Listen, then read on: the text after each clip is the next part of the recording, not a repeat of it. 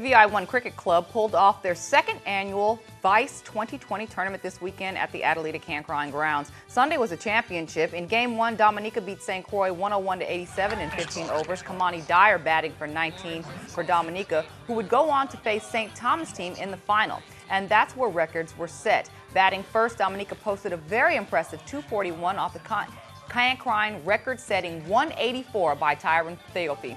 The Reformers could not get close with only 81 in 20 overs.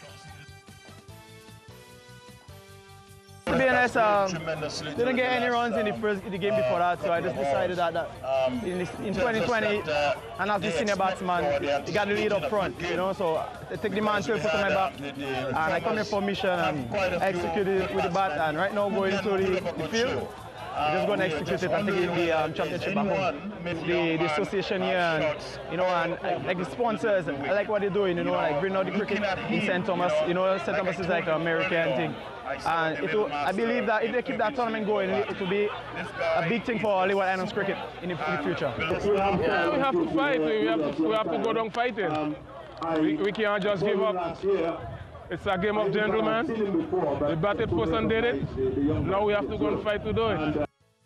They didn't end up doing it, by the way. VI super heavyweight Clayton Laurent lost his quarterfinal bout against a Brazilian opponent he's seen before. The bout came down to a decision close split with the Colombian judge giving Lima the win, to the astonishment of the Canadian crowd. Tony Rosario, head of the Virgin Islands Boxing Federation, was ringside and posted this to Facebook after he cooled down. Quote, "I was upset with the judge's score. They cheated the Virgin Islands out of its first 2015 Pan Am gold. The Canadian crowd was upset with the verdict. Even the Brazilian coaches and every coach present told us we won the match," end quote. Laurent has already qualified for the Olympic Games in Rio next year.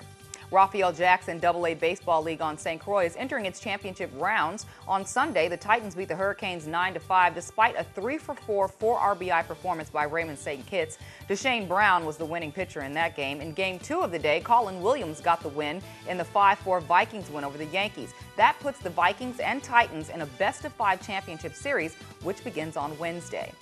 One surfer survived a crazy, scary shark attack while competing in the Jeffrey Bay Open in South Africa this weekend, and his mother, along with the rest of the world, watched it all happen on live television. Australian pro surfer Mick Fanning was waiting for a wave in the final round as a shark was waiting for him. You can see the fin approach him and knock him off his board.